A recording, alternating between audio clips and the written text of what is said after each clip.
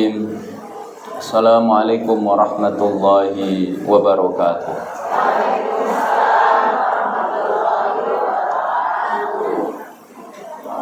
Alhamdulillahi rabbil alamin. Wassalatu wassalamu ala asyrafil mursalin, imamil muttaqin, nabiyina wa habibina maulana Muhammadin wa ala alihi wa sahbihi wa man tabi'ahum bi ihsanin ila yaumiddin, amma ba'd. Faqala Allahu azza wa jalla fi muhkami tanzilih, a'udzu billahi minasyaitonir rajim, wa ma khalaqatul jinna wal insa illa liya'budun. Yang sama-sama kami hormati para ustazah, para pengurus Majelis Taklim As-Salam, para tokoh masyarakat, ibu-ibu sekalian yang tidak dapat saya sebutkan satu persatu namanya, namun tidak mengurangi takzim kami kepada beliau semua. Mudah-mudahan kita semuanya dimuliakan oleh Allah Subhanahu wa taala. Alhamdulillah, kita bersyukur kehadirat Allah. Kita dikumpulkan oleh Allah pada sore hari ini dalam kenikmatan yang begitu banyak. Nikmat iman, nikmat Islam, nikmat memakmurkan rumah Allah, nikmat duduk di majelis ilmu. Mudah-mudahan setiap amal-amal soleh kita diterima oleh Allah Subhanahu wa taala. Dan semoga dengan kebaikan-kebaikan ini Allah Subhanahu wa taala hadirkan keberkahan dalam kehidupan kita. Semoga badan kita semua disehatkan oleh Allah. Yang sakit semoga diberi kesembuhan oleh Allah, rezekinya dilancarkan oleh Allah, rumah tangganya Allah jadikan sakinah mawaddah warahmah, anak-anaknya semuanya Allah jadikan saleh dan salehah.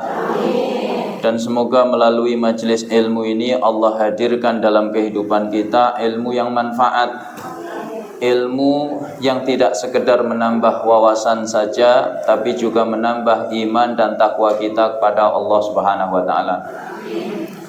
Shalawat dan salam tidak lupa kita haturkan kepada suri tauladan kita Rasulullah Muhammad sallallahu alaihi wasallam, pada keluarga, kepada sahabat. Mudah-mudahan kita semuanya Allah istiqamahkan di atas sunnah-sunnah Nabi kita sallallahu alaihi wasallam hingga akhir hayat kita.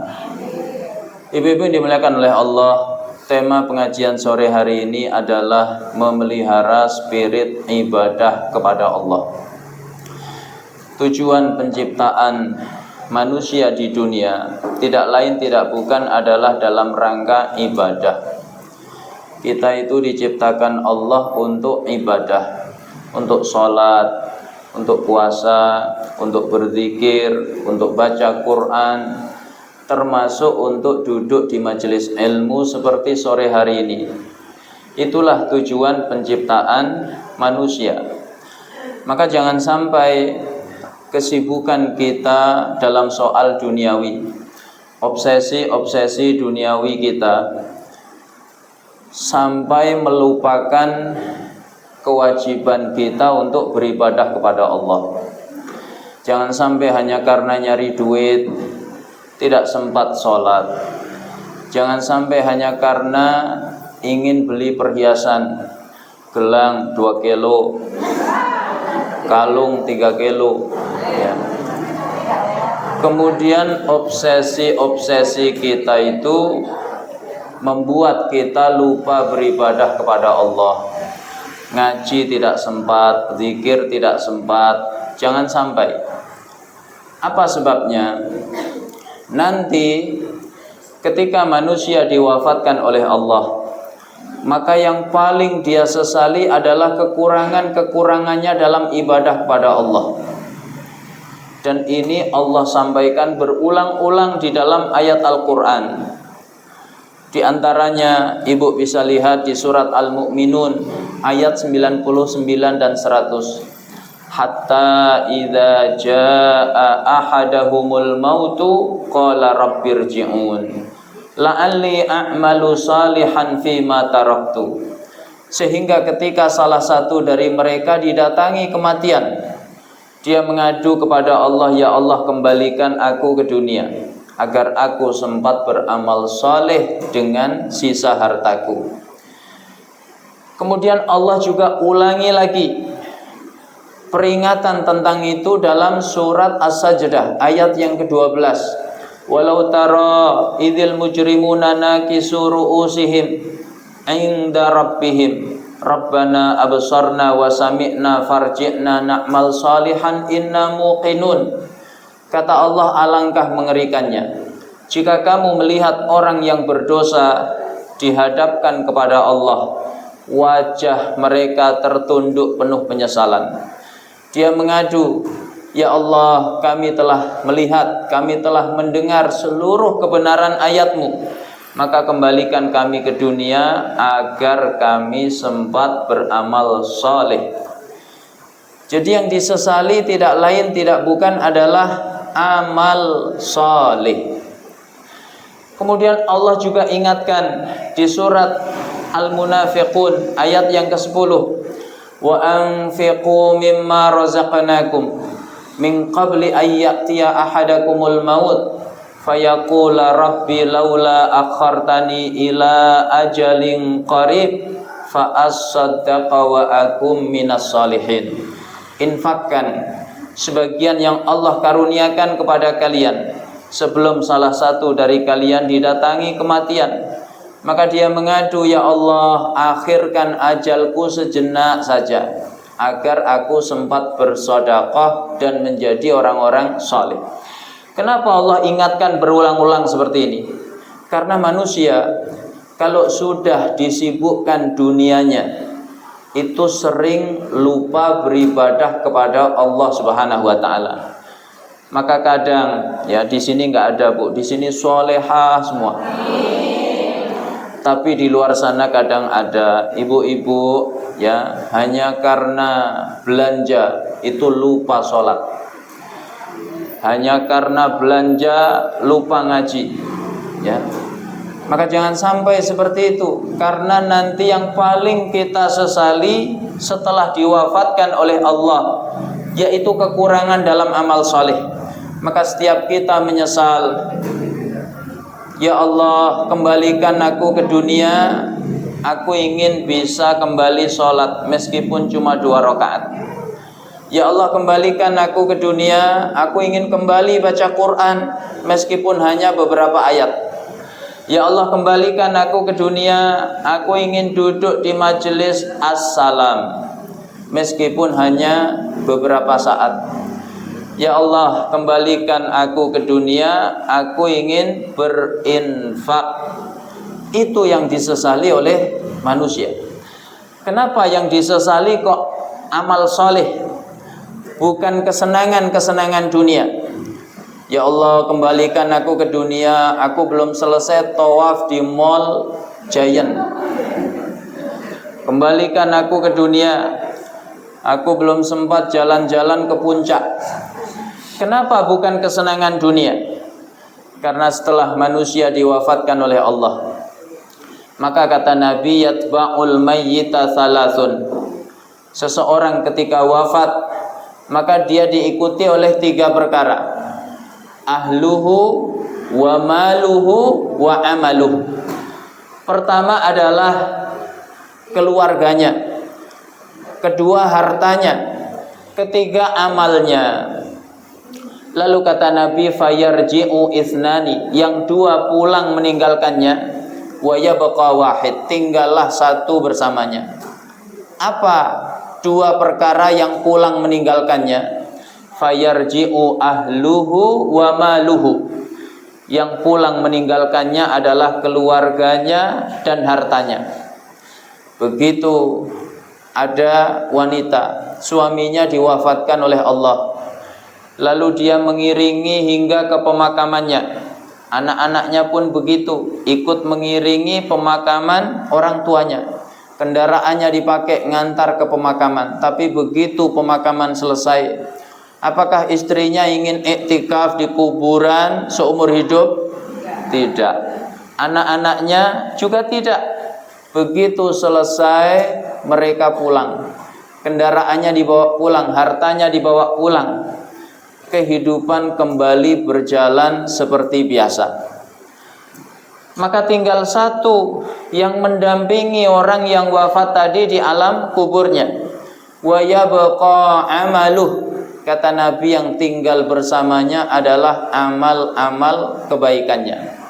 Kalau di dunia ahli kebaikan, seperti ibu-ibu sekalian, rajin sholat, rajin puasa, sering khatam Quran, zikirnya Masya Allah, ya, rajin duduk di majelis ilmu, maka nanti di alam kubur Allah wujudkan dalam bentuk yang nyata. Ini makna ayat di surat Al-Kahfi yang ibu sering membacanya. Wa wajadu ma amilu hadira. Mereka mendapati apa yang mereka perbuat itu diwujudkan dalam bentuk nyata. Kalau baik, hadir dalam sosok yang wajahnya indah dipandang, tutur katanya lembut, perangainya bagus, maka ibu-ibu pun keheranan. Ibu bertanya, Anda ini siapa? Dia menjawab, ana amalukas salih, akulah amal kebaikanmu di dunia. Tapi kalau tidak pernah beribadah, sebaliknya rajin maksiat, ya di sini nggak ada bu, di luar kadang ada. Kalau diundang ngaji nggak hadir, tapi kalau ngerumpi safnya paling depan. Ya. Kalau ngaji habis muqaddimah ditinggal pulang, tapi kalau ngerumpi sehari semalam betah, ya. Maka orang yang seperti itu di alam kuburnya juga Allah hadirkan dalam sosok yang nyata, berupa sosok yang wajahnya menyeramkan, tutur katanya kasar, perangainya jahat. Maka kita pun takut, kita bertanya, Anda ini siapa? Dia menjawab, ana amaluka talih, akulah amal burukmu ketika di dunia, ya. Nah ibu-ibu yang dimuliakan oleh Allah, setelah kita faham bahwa tujuan penciptaan diri kita tidak lain tidak bukan adalah dalam rangka ibadah, seperti disebutkan di ayat yang saya baca di muqaddimah tadi, surat Az-Zariyat ayat 56, wa ma khalaqatul jinna wal insa illa liya'budun. Tidaklah aku ciptakan jin dan manusia kecuali untuk beribadah kepadaku. Maka bagaimana kita memelihara spirit ibadah kita kepada Allah?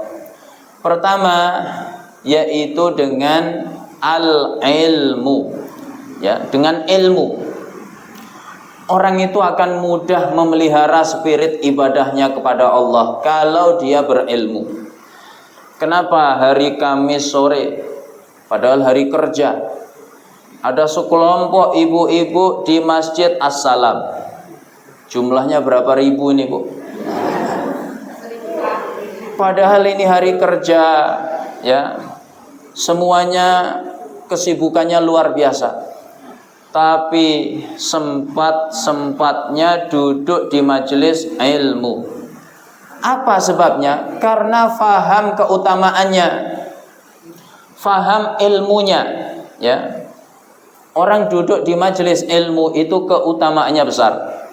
Dalam sebuah hadis yang panjang, kata Nabi, innalillahi malaikatan sayyaratan fudlan.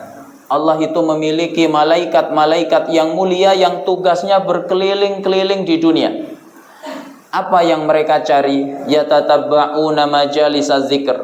Mereka mencari-cari majelis yang di dalamnya ada zikrullah, seperti majelis as-salam. Itu dicari oleh para malaikat, ya. Kata Nabi, fa idza wajadu majlisan fihi dzikrun qa'adu fihim. Kalau malaikat itu telah menemukan majelis yang di dalamnya ada zikrullah, malaikat duduk di tengah-tengah majelis itu.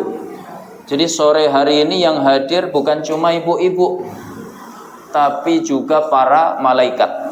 Bisa jadi malaikatnya lebih banyak daripada ibu-ibunya, ya. Fa idza tafarraqu araju ila sama. Begitu pengajian selesai, sudah ditutup dengan doa kafaratul majlis, ibu-ibu pulang masing-masing bawa berkat. Maka para malaikat pun kembali naik ke langit, ya.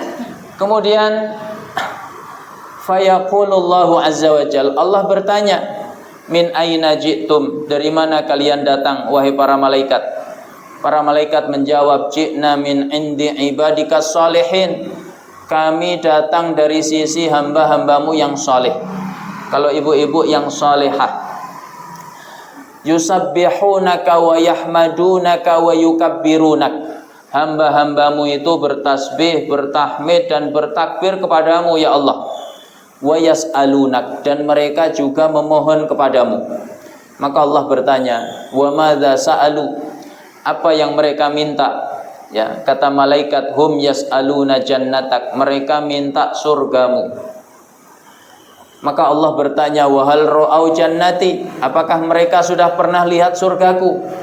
Ibu pernah lihat surga? Sekalipun mimpi? Belum pernah?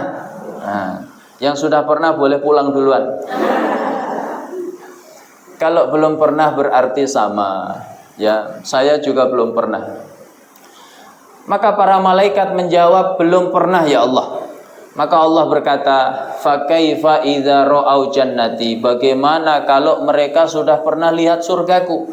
Belum pernah lihat saja bersemangat, apalagi kalau sudah pernah lihat. Kemudian para malaikat juga bercerita, wa yastajirunak, hamba-hambamu itu mohon keselamatan kepadamu ya Allah. Allah bertanya, mimmastajaru, dari apa mereka minta keselamatan kepadaku? Kata para malaikat, min narika, dari nerakamu. Allah kembali bertanya, wahal ra'au nari, apakah hamba-hambaku itu sudah pernah lihat nerakaku? Kata malaikat, belum. Ibu pernah lihat neraka? Ya. Belum.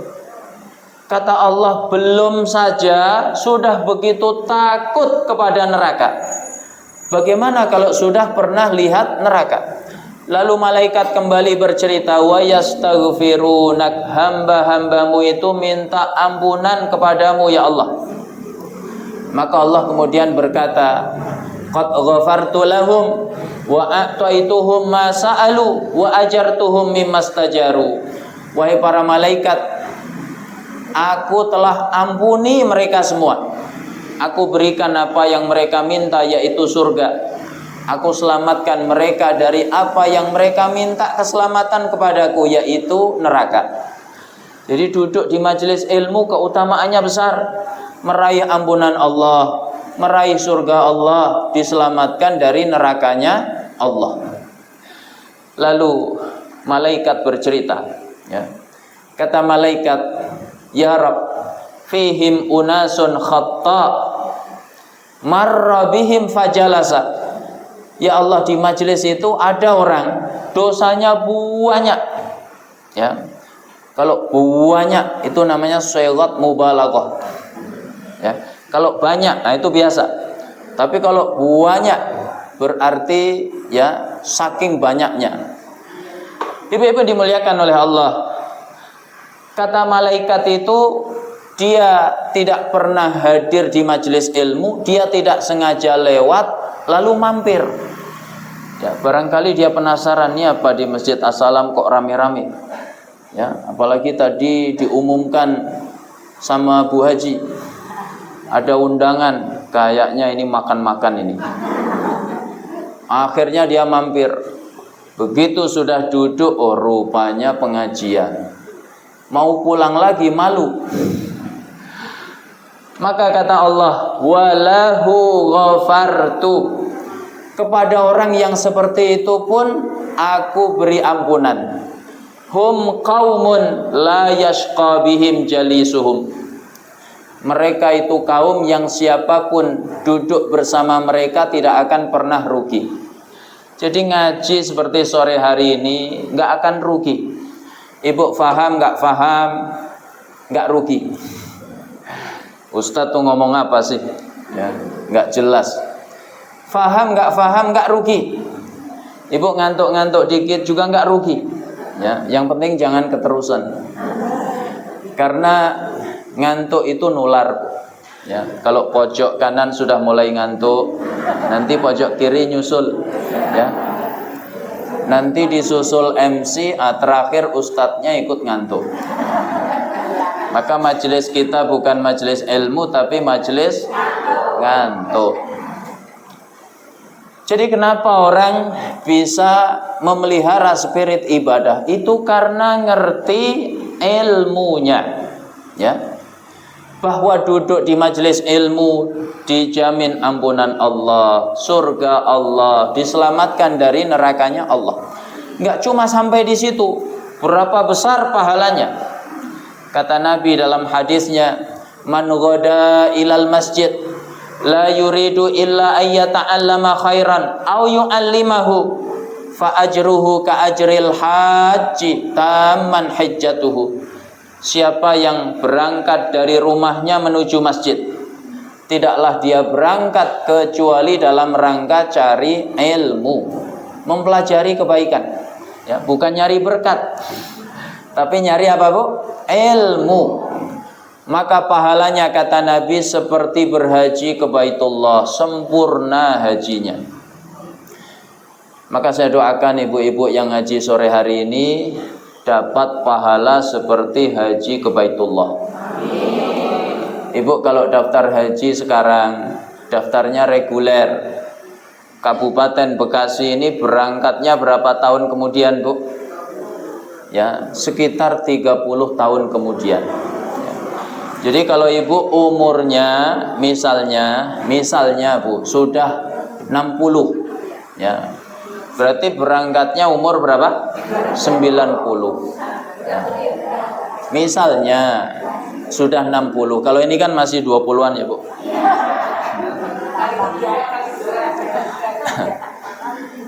Maka kita bisa meraih pahala haji setiap saat. Bagaimana caranya? Berangkat ke Masjid As-Salam ngaji, ya. Maka inilah rahasianya. Kenapa misi Nabi dari awal sampai akhir itu selalu dikaitkan dengan ilmu, ya. Ibu bisa lihat di surat Al-Baqarah ayat 151. Kama arsalna fikum rasulam minkum yatlu alaikum ayatina wa yuzakkikum wa yuallimukumul kitaba wal hikmata wa yuallimukum ma lam takunu ta'lamun. Demikianlah kami utus seorang rasul ke tengah-tengah kalian dari kalangan kalian. Misinya kata Allah ada 4 di ayat ini. Pertama, yatlu alaikum ayatina, membacakan kepada kalian ayat-ayat kami. Ini ilmu. Wa yuzakkikum, menyucikan jiwa-jiwa kalian, juga ilmu. Wa yuallimukumul kitaba wal hikmah, mengajarkan kepada kalian Al-Qur'an dan sunnah. Ini juga ilmu.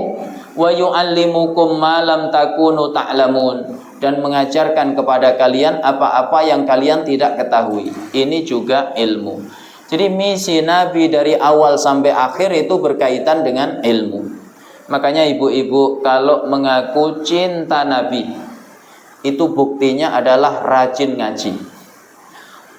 Orang ngaku cinta Nabi, tapi kalau diundang ngaji nggak pernah datang. Tapi begitu diundang syukuran, softnya paling depan. Maka cintanya cinta apa, Bu? Palsu, ya. Jadi tanda cinta Nabi itu rajin ngaji. Maka alhamdulillah sore hari ini Masjid As-Salam penuh, ya. Padahal ini hari kerja. Saya yakin kalau hari libur ini nggak muat, ya.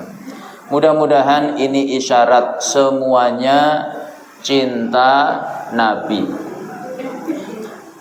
Ini pertama.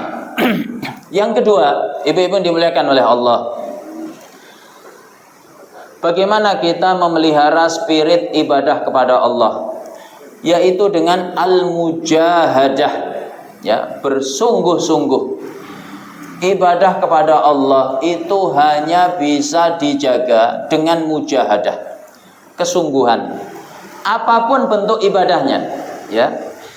ibu ingin sering khatam Quran, itu harus mujahadah. Bagaimana bentuk mujahadahnya? Matanya diistirahatkan dari hal-hal yang nggak perlu. Kalau ibu niat mau baca Quran, tapi sebelumnya murojaah sinetron, drakor, ya, 1 episode khatam, 2 episode khatam, ya, 5 episode khatam, nggak terasa sudah 3 jam. Baru ibu buka mushaf. Kira-kira tahan berapa halaman, Bu? Ya. Boro-boro 1 juz, ya. Jangan-jangan 2 halaman sudah redup matanya. Maka harus mujahadah kalau ingin khatam Quran. Ibu mau infak juga harus mujahadah. Keinginan-keinginan yang enggak penting dipending dulu, ya. Kalau ibu niat mau infak, tapi setiap pagi, siang, sore, malam yang di murojaah shopping online, semuanya di like, check out, ya. Maka setiap hari tamunya assalamualaikum, paket, ya. Sampai suaminya sering sakit kepala, ya. Maka sulit untuk bisa infak fisabilillah.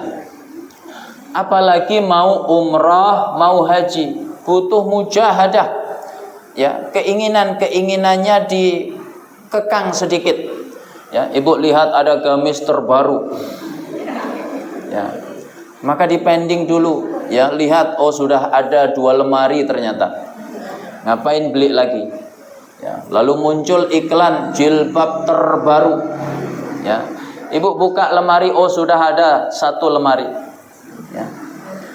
Ibu lihat kawan beli gelang 2 kilo, maka ibu lihat tangannya, oh sudah ada 3 kilo.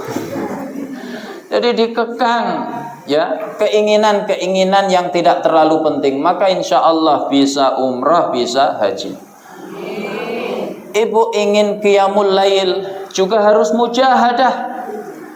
Bagaimana caranya? Tidurnya lebih awal, jam 9 sudah istirahat. Kalau ibu niat qiyamul lail, tapi sebelum tidur, ya, ngobrol ngalor ngidul, nggak terasa sudah jam 10. Kemudian buka HP, scroll sana, scroll sini, nggak terasa jam 12. Setengah 1 baru merem. Itu kira-kira bangunnya jam berapa, Bu? Ya. Sholat subuh nggak telat sudah alhamdulillah, ya. Boro-boro qiyamul lail. Maka kalau ingin qiyamul lail itu harus mujahadah. Makanya orang-orang yang dirahmati oleh Allah adalah mereka yang mujahadah dalam rangka memelihara ibadah mereka kepada Allah.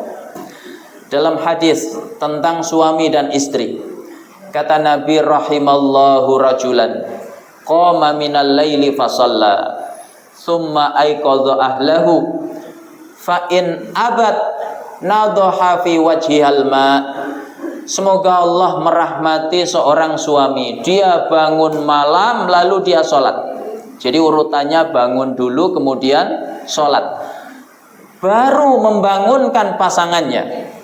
Ibu masih tidur, dibangunkan suami. Suami sudah pakai baju koko, sudah pakai peci, sudah ganteng, ya, sudah ada bekas sujud di dahinya. Kira-kira ibu dibangunin semangat apa tidak, Bu? Semangat. Tapi kalau suami masih belum jelas, matanya belum melek sempurna, ya, ngomongnya masih belepotan, sudah bangunin istrinya, akhirnya dua-duanya merem, ya, merem lagi. Jadi kata Nabi, dia bangun malam, lalu dia sholat, lalu dia bangunkan istrinya. Kalau istrinya malas bangun, ya, karena kecapean ngaji sehari 5 majelis, ya, pagi di Masjid Al-Ghatfan, ya, siang di Masjid Al-Ikhlas, sore di Masjid As-Salam, ya, nanti malam ada lagi di Masjid Al-Furqan. Pokoknya sehari 5 majelis. Maka saking lelahnya tidur, dibangunin nggak respon. Maka suami tidak menyerah. Suami mujahadah memercikkan air ke wajah istrinya. Ya. Sebaliknya kata Nabi, wa rahimallahu mra'atan, semoga Allah merahmati seorang istri, qamat minal laili fasallat, dia bangun malam lalu salat. Summa aiqadzat ahlaha, lalu dia bangunkan suaminya. Fa in aba nadhahat fi wajhil ma. Kalau suaminya malas bangun, istri juga tidak menyerah. Istri mujahadah membangunkan suaminya. Bagaimana caranya? Memercikkan air ke wajah suaminya. Berapa banyak kira-kira airnya Pak Ustadz? Jangan terlalu banyak, nanti malah nggak jadi sholat, malah berantem, ya. Sedikit aja. Ya sedikit itu berapa Ustadz? Ya 1 gayung aja, ya. Jadi suami istri yang dirahmati Allah itu yang saling mujahadah dalam rangka memelihara ibadahnya kepada Allah Subhanahu wa ta'ala. Termasuk ngaji sore hari ini itu juga butuh mujahadah, ya. Mujahadah ninggalin sinetronnya, mujahadah, ya, ninggalin duduk-duduk santainya, mujahadah menempuh perjalanan jauh. Tadi saya lihat ada yang jalan kaki, ya. Termasuk mujahadah begitu sudah duduk di majelis ilmu, setiap 10 menit ganti posisi, sambil lututnya ditepuk-tepuk. Ustadz ini tahu aja.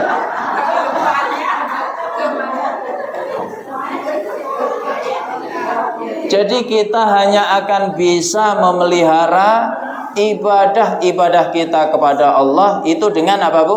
Mujahadah. Ini kedua. Yang ketiga, bagaimana kita memelihara spirit ibadah kita kepada Allah, yaitu dengan ar-rifqatut thayyibah. Berkawan dengan kawan yang baik. Kita ini manusia, makhluk sosial, butuh interaksi dengan orang lain. Maka pastikan kawan interaksi kita adalah kawan-kawan yang baik, baik di dunia nyata termasuk di dunia maya. Apa sebabnya? Karena baiknya agama kita itu dihubungkan oleh Nabi dengan siapa kawan kita. Kata beliau, al-mar'u ala dini khalilih. Seseorang itu kualitas agamanya itu dilihat dari siapa kawannya. Falyanzur ahadukum mayyu khalil, maka hendaknya setiap kalian melihat dengan siapa berkawan. Pepatah Arab mengatakan as-sahibu sahib. Sahabat itu menarik sahabatnya. Kalau baik, menarik dalam kebaikan. Bu, ayo ngaji, ayo khataman Quran, ayo zikir bersama, ayo infak, ayo sedekah, ya. Itu kalau kawannya baik. Tapi kalau kawannya jahat, maka juga menariknya dalam kejahatan. Ya, Bu, ngerumpi yuk. Sudah ada 2 peserta. Kalau nggak ada ibu nggak lengkap, nggak ada yang manggut-manggut. Ya. Maka pandai-pandailah memilih kawan. Sejarah bercerita betapa persahabatan ini sangat mempengaruhi hati seseorang. Imam Ahmad bin Hambal, apa rahasia beliau bisa istiqomah mempertahankan kebenaran? Di antara rahasianya beliau punya kawan namanya Muhammad bin Nuh. Ya. Imam Ahmad itu mempertahankan kebenaran bahwa Quran kalamullah, bukan makhluk. Demi mempertahankan kebenaran itu berhadapan dengan 3 khalifah berturut-turut. Mulai dari Al-Ma'mun, Al-Mu'tasim, dan Al-Wathiq, yang berpaham Mu'tazilah, yang mengatakan Quran makhluk. Maka setiap yang berseberangan ditangkap, dipenjara, disiksa, termasuk Imam Ahmad bin Hambal. Para ulama berkata, andaikan siksaan yang ditimpakan kepada Imam Ahmad itu diberikan kepada seekor gajah, gajah pun gak akan sanggup. Saking beratnya siksaan yang ditimpakan kepada Imam Ahmad. Beliau dicambuk, dipenjara, ya. Saking pedihnya siksaan itu, kadang beliau sampai pingsan. Maka ada kisah menarik. Imam Ahmad itu biasa sholat sunnah sehari semalam itu 300 rakaat. Itu kira-kira sedikit apa banyak, Bu? Banyak mana dengan ketua majelis taklim as-salam? Ya. Begitu Imam Ahmad dicambuk, kesehatan beliau menurun, maka sholat sunnahnya berkurang, tinggal 150 rakaat. Masih banyak apa tinggal sedikit? Maka kita hari ini kalau tiba-tiba merasa malas sholat sunnah, nah, cobalah renungkan kisahnya Imam Ahmad bin Hambal. Apa rahasia keistiqomahan beliau itu? Beliau punya kawan namanya Muhammad bin Nuh. Muhammad bin Nuh ini ditangkap bersama Imam Ahmad. Bedanya, Imam Ahmad masih hidup sampai penjara, Muhammad bin Nuh wafat di perjalanan. Maka Imam Ahmad yang mengurus jenazahnya, dan sesaat sebelum wafat Muhammad bin Nuh berpesan, "Ya Aba Abdillah, innaka lasta misli, innaka rajulun yuqtada bik, fattaqillaha wasbut." Wahai Abu Abdillah, wahai Imam Ahmad, kamu beda dengan saya. Kamu ini ulama yang diikuti banyak manusia. Kamu ini rujukan manusia. Maka bertakwalah kepada Allah, tegarlah mempertahankan kebenaran. Ini rahasia keistiqomahannya Imam Ahmad, yaitu punya kawan yang saleh. Sebaliknya, kawan yang jahat itu bisa menjerumuskan, ya, kawannya dalam kejahatan. Apa yang membuat seorang Abu Talib, paman Rasulullah sallallahu alaihi wasallam, yang jasanya tidak ada yang memungkiri, setelah Nabi ditinggal wafat kakek beliau Abdul Muttalib, siapa yang mengasuh dan merawat Nabi, Bu? Pamannya, yaitu Abu Talib. Beliau mengajarkan segala hal tentang kehidupan, mulai dari menggembala kambing sampai berdagang ke negeri Syam. Sayangnya Abu Talib, ya, meskipun dia mengakui kalau keponakannya ini berada di atas kebenaran, dia tidak mengikrarkan 2 kalimat syahadat. Begitu dia sakit, ya, ajal sudah dekat, Nabi duduk di sampingnya. Kata Nabi, "Ya ammi, qul la ilaha illallah." Wahai pamanku, ucapkan la ilaha illallah. Kalimatan uhajju laka biha indallah. Sebuah kalimat yang dengannya kelak aku bisa membelamu di hadapan Allah. Abu Talib hampir ikut nasihat Nabi. Tiba-tiba Abu Jahal nyeletuk, "Hei Abu Talib, apa kamu tega meninggalkan keyakinan nenek moyang kita?" Akhirnya Abu Talib tidak jadi mengikuti Nabi, wafat dalam keadaan kafir. Maka Nabi sedih. Maka turun ayat, "Innaka la tahdi man ahbabta walakinallaha yahdi may yasha." Wahai Muhammad, kamu tidak bisa memberi hidayah kepada orang-orang yang kamu cintai. tapi Allah lah yang memberi hidayah kepada siapapun yang Allah kehendaki. Apa sebab turunnya ayat ini? Yaitu sedihnya Nabi ditinggal wafat Abu Thalib, ya, dalam keadaan tidak beriman kepada Nabi. Jadi sebab Abu Thalib terhalang dari hidayah, yaitu punya kawan model siapa, Bu? Abu Jahal. Ya. Contoh yang lain. Ada orang namanya Uqbah bin Abi Mu'aid. Dia orang yang dermawan. Kalau dia habis pulang dagang ke negeri Syam, dia undang orang-orang Quraisy makan-makan di rumahnya. Orang seperti itu pelit apa dermawan? Dermawan. Nabi pun diundang. Nabi hadir. Nabi berkata, "Hei Uqbah, aku tidak mau makan makananmu sampai kamu bersaksi tiada Tuhan selain Allah, Muhammad utusan Allah." Akhirnya Uqbah bersyahadat, "Asyhadu an la ilaha illallah wa asyhadu annaka Muhammadar Rasulullah." Sayangnya dia punya kawan namanya Ubay bin Khalaf. Ubay bin Khalaf ini bestinya Uqbah. Dia sering minum khamr berdua, ya. Maka Ubay bin Khalaf marah. Dia berkata, "Hei Uqbah, mulai sekarang kamu bukan sahabatku. Kamu telah murtad, kamu telah menjadi pengikut Muhammad. Kalau kamu ingin tetap, ya, bestian sama aku, kamu harus menyatakan kekufuranmu kepada Muhammad. Kalau perlu hina Muhammad dengan penghinaan yang besar." Akhirnya Uqbah ikut saran kawannya. Dia datangi Nabi. Dia nyatakan kekufurannya kepada Nabi, bahkan berani meludahi wajah Nabi. Dalam riwayat disebutkan, ludah itu kembali memantul ke wajahnya, maka sebagian wajahnya terbakar.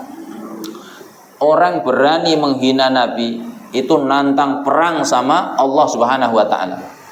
Kalau perang lawan manusia ada peluang menang, tapi kalau sudah perang lawan Allah, bisa menang apa tidak, Bu? Enggak bisa. Ya, makanya hati-hati penghina-penghina Nabi itu. Dia sedang kumandangkan perang dengan Allah Subhanahu wa taala. Nabi kemudian marah. Nabi berkata, "Hei Uqbah, kalau aku bertemu denganmu di luar Makkah, tak penggal kamu." Maka tidak lama kemudian terjadi perang Badar. Perang Badar itu tahun berapa, Bu? Tahun kedua Hijriyah, di bulan Ramadan. Dimenangkan oleh kaum muslimin. Orang-orang kafir menjadi tawanan, termasuk Uqbah bin Abi Mu'aid. Maka Uqbah melas-melas, "Wahai Muhammad, tolong bebaskan aku. Aku masih punya istri, anakku masih kecil-kecil, tolong bebaskan aku." Kata Nabi kepada sahabat, "Penggal dia." Maka Allah turunkan ayat yang menggambarkan penyesalannya Uqbah, yaitu ayat 27, 28, 29 surat Al-Furqan. "Wa yauma ya'addu dzalimu 'ala yadayhi yaqulu ya laitani ittakhadtu ma'ar rasuli sabila ya wailata laitani lam attakhidh fulanan khalila laqad adallani 'ani dzikri ba'da idz ja'ani wa kana syaitanu lil insani khadzula." Kata Allah, ingatlah pada hari di mana orang zalim menggigit tangannya, pertanda penyesalan yang besar. Dia berkata, "Ya Allah, seandainya dulu aku mengambil jalan bersama seorang Rasul, seandainya aku tidak menjadikan si fulan sebagai kawan dekatku, sungguh dia telah menghalangiku dari, ya, peringatan. Setelah peringatan itu datang kepadaku, sungguh setan itu pengkhianat bagi manusia." Apa sebab turunnya ayat ini? Yaitu peristiwanya Uqbah bin Abi Mu'aid. Jadi salah pilih kawan itu bahaya, ya. Maka jangan sampai kita salah di dalam memilih kawan. Kita akan mudah untuk memelihara ibadah kita kepada Allah itu kalau kawan-kawannya baik, saling menasehati dalam kebaikan, ya. Maka ibu bersyukur punya kawan-kawan sebegini banyak, solehah semuanya, pakai shot. Ya. Kawan yang seperti ini itu kawan yang abadi. Manfaatnya tidak cuma di dunia tapi hingga di akhirat. Ya, nanti kawan-kawan yang saleh dan salehah itu memberi syafaat di akhirat. Mereka saling mencari kawannya. Ini di majelis ini misalnya ada 1000 orang. Yang 900 sudah masuk surga. Berarti tinggal berapa, Bu? 100. Maka 900 ini mengadu kepada Allah. Ya, kata Nabi, Rabbana haula'i kanu yusalluna ma'ana wa yasumuna ma'ana wa yahujjuna ma'ana. Ya Allah, kawan-kawan kami yang 100 itu dulu sholat bersama kami di Masjid As-Salam, dulu puasa bersama kami, dulu haji bersama kami, dulu juga ngaji sore bersama kami. Ya Allah, tidak sempurna nikmat kami hari ini kecuali sahabat-sahabat kami hadir bersama kami. Maka kata Allah, carilah kawan-kawan kalian di neraka. Kalau enggak ada di surga berarti nyangkut di mana, Bu? Neraka. Maka kata Allah, carilah di neraka. Selamatkan kawan-kawan kalian yang masih punya iman meskipun hanya sebiji zarrah. Maka dikeluarkan ya dari neraka melalui syafaat kawan-kawan yang saleh. Maka orang-orang kafir melihat pemandangan itu mereka cemburu, ya. Mereka mengadu, famalana min syafi'in wala sadiqin hamim falau anna lana karratan fanakuna minal mu'minin. Ya Allah, celaka, kami enggak punya kawan-kawan yang dekat. Kami tidak punya kawan-kawan yang baik. Ya Allah, kalau Engkau kembalikan kami ke dunia, pasti kami berkawan bersama orang-orang yang beriman. Makanya saking pentingnya kawan yang baik, Imam Ibnul Qayyim itu sampai pesan ke murid-muridnya sambil menangis. Kata Imam Ibnul Qayyim begini, nanti kalau kalian masuk surga duluan, carilah aku. Ya, Ibu nanti kalau masuk surga duluan, tolong cari saya. Mana Ustadz yang kadang ngisi Kamis sore itu, kok nggak nongol? Ya, yang kadang bajunya hijau itu. Barangkali Allah selamatkan saya dari neraka melalui syafaat ibu-ibu sekalian. Ya, ini yang membuat saya tadi ngejar dari Cibubur ke sini. Ya, aslinya capek, tapi demi mencari syafaat kelak di hari kiamat. Saya kejar tadi ke sini, Bu. Saya sampai telepon, mana masjidnya? Tadi saya masuk ke blok P, keluar lagi nggak ketemu, masuk lagi ke blok M, ya, nggak ketemu lagi. Mana? Saya telepon Ibu, oh di blok TU Ustaz. Puter balik. Ini tandanya jarang diundang, Bu.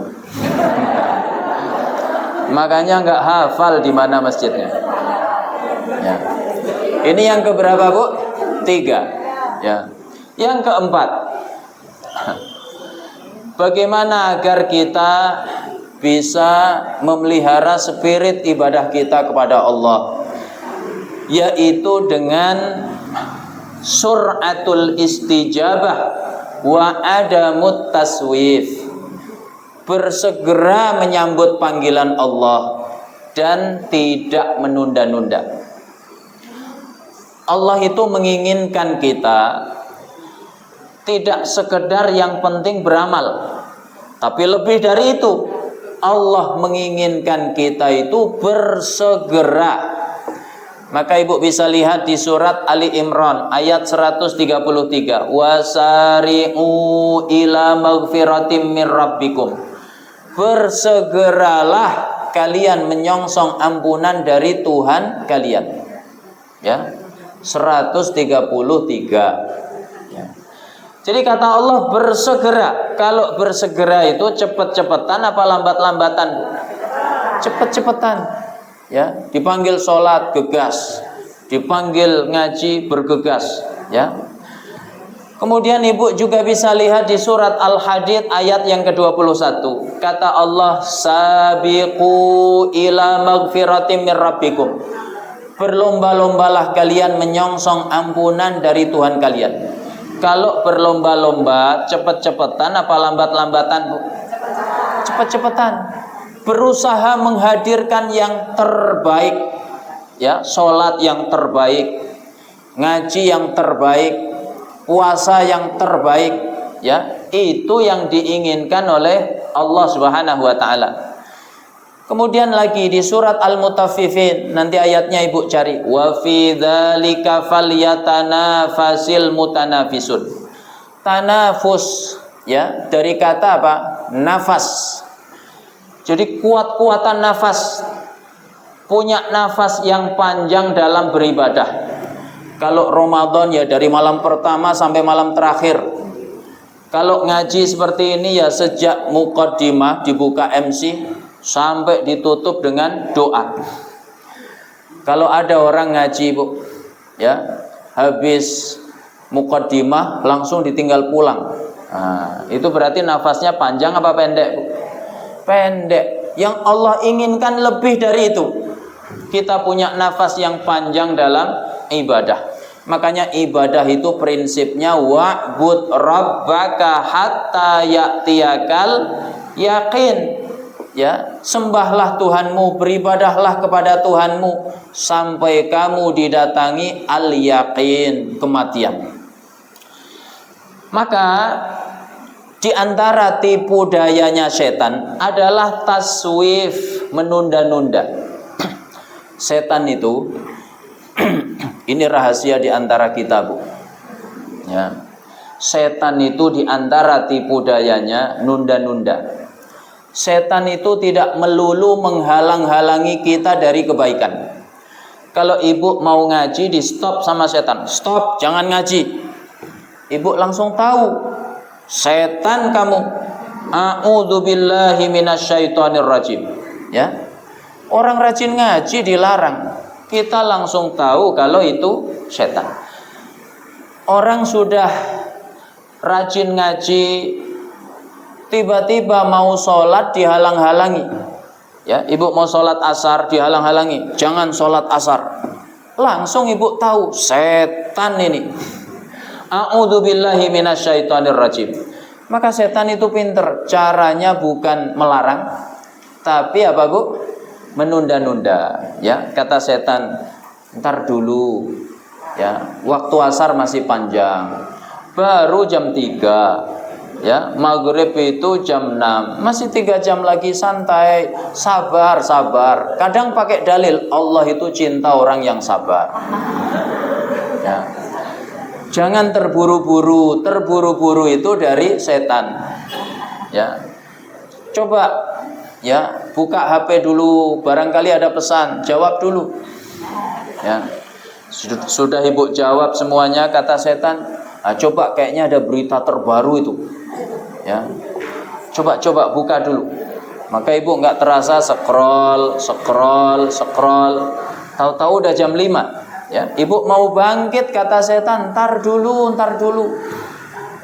Nggak usah buru-buru. Ya, maka akhirnya tidak terasa azan maghrib berkumandang. Jadilah kita termasuk orang yang dimurkai oleh Allah, diancam dengan ancaman yang mengerikan. Fawailul lil musallin alladzina hum an salatihim sahun. Wail kalau ibu baca terjemahannya ya sekedar celaka. Tapi kalau ibu baca tafsirnya, wail itu apa sih? Jurang di neraka jahanam. Kalau langit, bumi beserta isinya dimasukkan ke dalamnya itu masih muat. Ngeri apa tidak, Bu? Satu ketika Nabi duduk bareng sahabat, tiba-tiba terdengar suara keras, dor.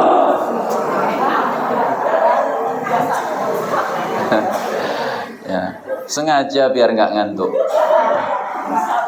Sahabat semuanya kaget. Sahabat bertanya, Ya Rasulullah, suara apa barusan? Ya, kata Nabi, itulah batu sebesar gunung dijatuhkan dari atas neraka jahanam 70 tahun lalu. Tadi baru mencapai dasarnya. Ngeri apa tidak, Bu? Makanya aneh kalau ada orang hari ini menjadikan neraka sebagai konten candaan. Oke guys, ini hari pertama di neraka. Rupanya asik juga guys. Ya, ini orang ya belum tahu dahsyatnya neraka. Sahabat itu kalau diceritain Nabi tentang neraka, semuanya menangis. Ya.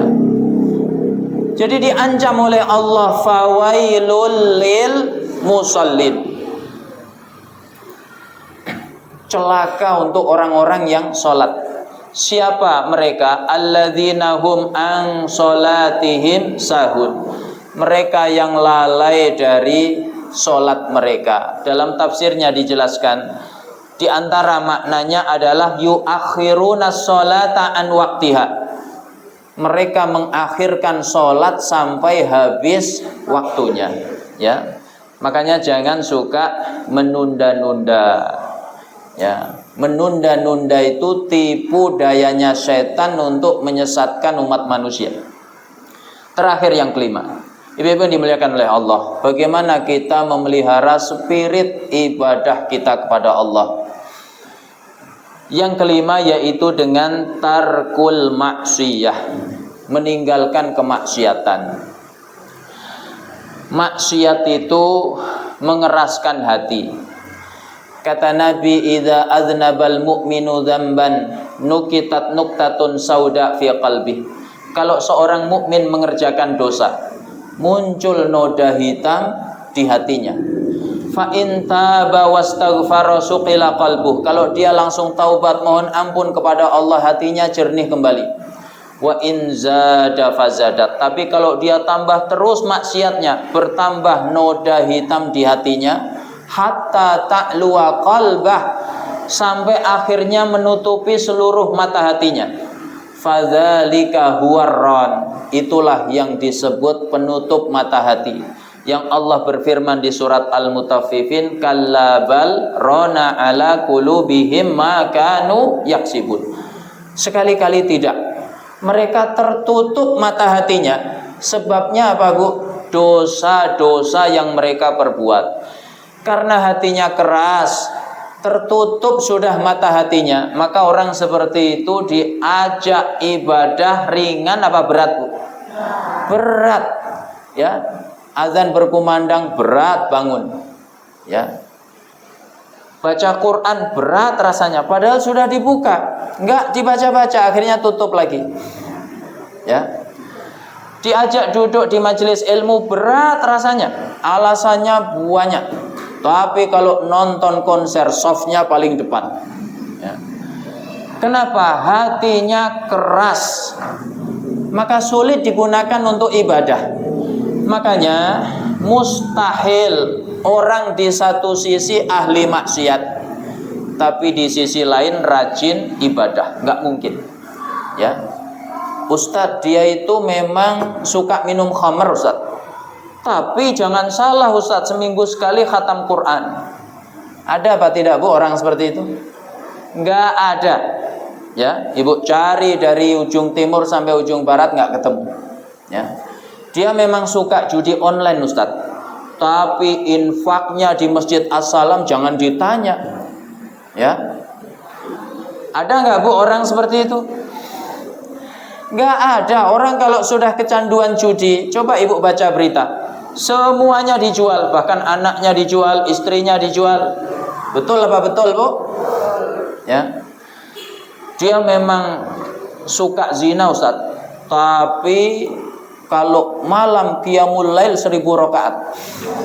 Ada nggak, Bu? Mustahil. Ya. Bahkan maksiat ini kata Imam Ibnul Qayyim adalah candu. Dia akan terus kecanduan. Ya. Dan tabiat setan itu tidak akan pernah berhenti menyesatkan manusia Sampai kapan? Sampai terjatuh pada puncaknya kemaksiatan, yaitu kufur kepada Allah. Saya kasih contoh ya sebagai penutup. Imam Ibnul Jauzi mengkisahkan dalam kitabnya Dhammul Hawa, seorang muadzin di negeri Baghdad. Nama muadzin itu Saleh. Ya, kalau ada ibu yang suaminya namanya Pak Soleh, jangan tersinggung. Ibnul Jauzi mengkisahkannya begitu. Muadzin ini namanya Soleh, tapi sayang orangnya tidak soleh. Zaman dulu orang kalau azan naik ke menara, ya. Begitu dia naik ke menara, kumandangkan azan, dia hendak turun, nampak gadis cantik tidak jauh dari menara. Rumahnya nggak jauh dari masjid. Gadis itu beragama Nasrani. Muadzin itu tidak segera palingkan matanya, dilihatin terus. Akhirnya setan menguasai hatinya. Dia turun dari menara, bukannya masuk ke masjid sholat sunnah qobliyah, malah nyelonong ke rumah wanita itu. Makanya ibu-ibu waspada kalau ada muadzin habis azan kok hilang. Itu kita harus waspada. Muadzin ini paksa wanita tadi, in wafaqtini wa illa qataltuki. Kamu taati aku, kamu turuti kemauanku, kalau tidak tak bunuh kamu. Maka wanita ini heran. Dia berkata, antum ashabul amanat, fama hadhil khiyanah. Kalian kaum muslimin kan terkenal orang-orang yang amanah, kok kamu bisa-bisanya khianat? Muadzin itu terus memaksanya. Akhirnya wanita itu memberi dua syarat. Syarat pertama, kata dia, la, aku tidak mau, illa antatruka dinak, kecuali kamu mau meninggalkan agamamu. Akhirnya muadzin ini murtad. Dia berkata, ana bariun minal Islam wa mimma ja'a bihi Muhammad. Aku terbebas dari Islam dan terbebas dari syariat yang dibawa Muhammad. Wanita itu masih nggak percaya. Kata dia, kamu mengatakan itu karena kamu bucin. Apa bucin, Bu? Ya, buta cinta kepadaku. Nanti kalau kamu sudah berhasil mendapatkan aku, pasti kamu masuk Islam lagi. Kalau memang kamu jujur, ini ada daging yang haram, ini ada khamr. Kamu makan daging ini, kamu minum khamr ini. Maka muadzin itu pun nurut. Dia makan daging itu, dia minum khamr sampai habis. Akhirnya dia mabuk semboyongan. Kata wanita itu, kamu tunggu sebentar di atap. Tidak lama lagi ayahku pulang, dia akan menikahkan kita. Orang mabuk disuruh naik ke atap, jatuh terpeleset, mati. Rugi apa tidak, Bu? Begitu ayah gadis itu pulang, gadis itu menceritakan apa yang dia alami. Sang ayah marah, diseret muadzin itu, dicampakkan di tempat sampah. Ibu bayangkan, sebuah profesi mulia, profesi ahli surga, muadzin. Nabi di antara pemandangan yang beliau lihat dalam mimpi beliau, pemandangan surga yang beliau lihat, ada laki-laki tinggi-tinggi, lehernya panjang-panjang. Nabi bertanya kepada Jibril, siapa mereka? Kata Jibril, mereka adalah para muadzin di dunia. Tapi berakhir dengan begitu tragis. Ya, dia murtad, dia makan daging yang haram, dia minum khamr, matinya dicampakkan di tempat sampah. Semua itu diawali dari apa, Bu? Maksiat yang hari ini dianggap manusia biasa. Ya, cuci mata. Ya. Makanya setan itu tabiatnya tidak akan berhenti menyesatkan manusia sampai manusia terjatuh pada puncak kemaksiatan, kufur kepada Allah. Inilah beberapa kiat agar kita bisa memelihara spirit ibadah kita kepada Allah. Mudah-mudahan kita semuanya diberi pertolongan oleh Allah untuk mampu memelihara spirit ibadah kita kepada Allah sampai akhir hayat kita, dan kita semua menghadap Allah dalam keadaan husnul khatimah. Amin ya rabbal alamin. Ini yang dapat saya sampaikan. Kalau ada yang benar semata-mata dari Allah, kalau ada yang salah ini kekhilafan saya mohon maaf yang sebesar-besarnya. Aku qauli hadza wa sallallahu ala nabiyyina Muhammad wa ala alihi washabihi wasallam walhamdulillahi rabbil alamin. Kami kembalikan kepada pembawa acara. Assalamualaikum warahmatullahi wabarakatuh.